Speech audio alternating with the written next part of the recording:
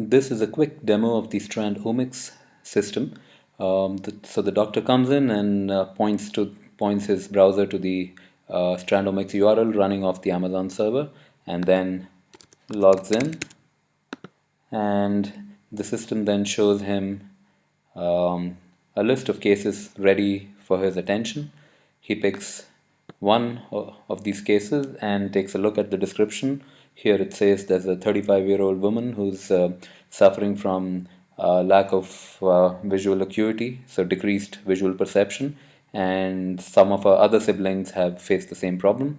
So the doctor starts looking at from the perspective of identifying a genomic diagnosis for this case, looking at the variants for this person which have already been uploaded. And here you can see that there's a number of genes listed here. For each gene we have the name of the gene, the various diseases that are caused by this gene, and the various organ systems that are hit by this gene. In addition, we also show all of the disease-causing mutations known in literature in this gene, and the large lines show the mutations in the case at hand.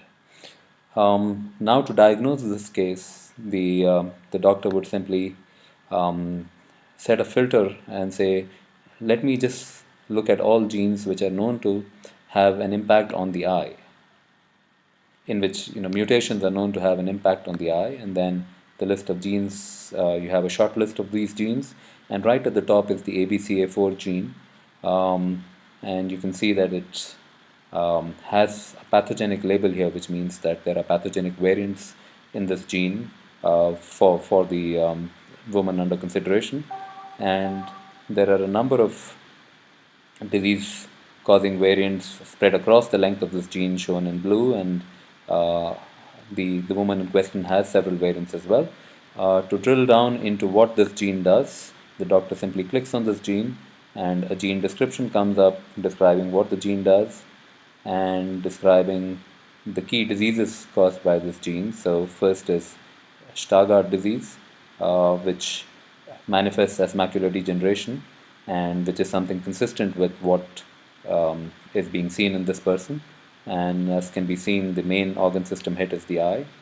And there are other diseases as well, retinitis pigmentosa, which do not lead to macular degeneration, which is what is being seen in the person at hand, and cone rod dystrophy. The doctor can then view the actual variants in this case.